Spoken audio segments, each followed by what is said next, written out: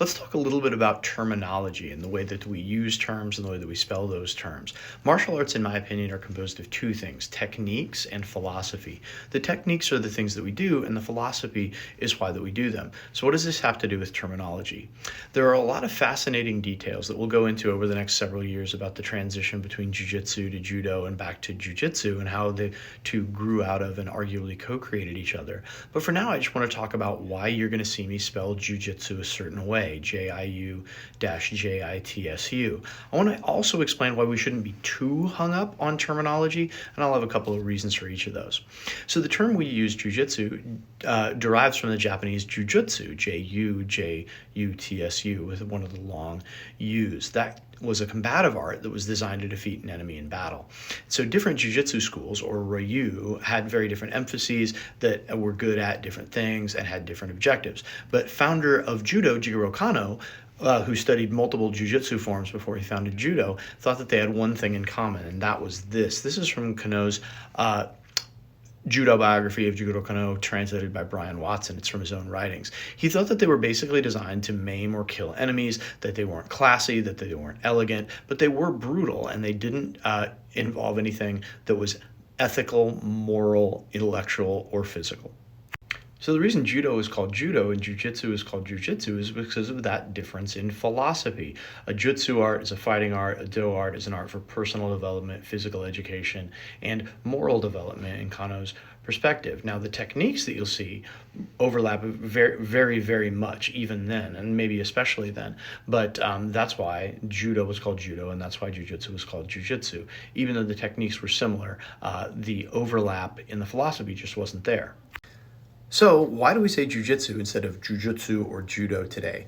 I have two basic reasons. The first is that's the overwhelming majority of the press reports, how they rendered it back then. If you look at press reports from 1900 to 1906, when jiu-jitsu and judo first were being transmitted to the US, that's how they stylized it. And so in the interest of consistency and in the interest of consensus, that's how it's written in most scholarly papers. So that's one reason we're going to say jiu-jitsu. The second reason is because that is the primary form of jiu-jitsu these days is Brazilian jiu-jitsu, and that's how the jiu-jitsu term was transliterated into Portuguese and how it was rendered in the Portuguese language.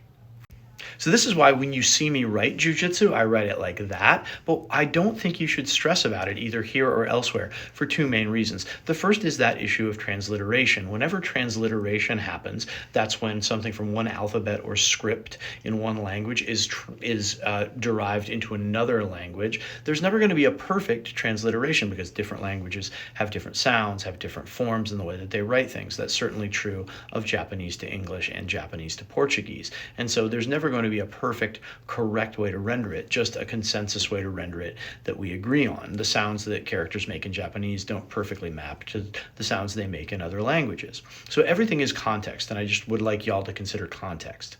It's also spelled differently, by the way, in other parts of the world. You'll often see jiu-jitsu, J-U-J-I-T-S-U in places like France, and so everything is cultural context. The second reason I don't think anybody should stress about it is arts continue to evolve, and so the terms we use to describe martial arts will always lag behind what those arts are actually doing. I always say these days there isn't jiu-jitsu anymore, there are jiu-jitsus, plural, and what guys in 10th Planet are doing is as different from what self-defense schools like the Valente brothers are doing, or combat jiu-jitsu, or various and other forms of no-gi competition jiu-jitsu don't look like a lot of the gi-based forms of jiu-jitsu, and these don't make them any less jiu-jitsu. And so the terms we use are always going to be context dependent, and that's what we need to remember. And all that stuff is fascinating to me, which is why we're going to talk about that a lot on this channel, how martial arts are transmitted when jiu-jitsu becomes judo, when judo becomes jiu-jitsu again, what is wrestling, where is it in relation to jiu-jitsu, how are the two different, is a rear naked choke a wrestling move or a judo move or a jiu-jitsu move? These are the kind of things we're going to talk about on the channel a lot, but in terms of language, that is why when you see me write it, you're going to see me write it like that.